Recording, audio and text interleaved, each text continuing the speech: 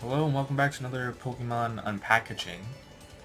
Today we're unpackaging a Scarlet and Violet Stellar Crown.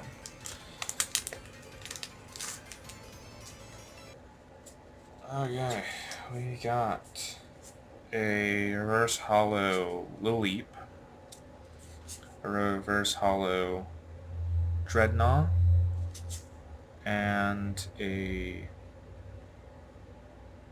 Hollow Iron Boulder Future. Dope looking water card. We'll see how much that all tallies up to.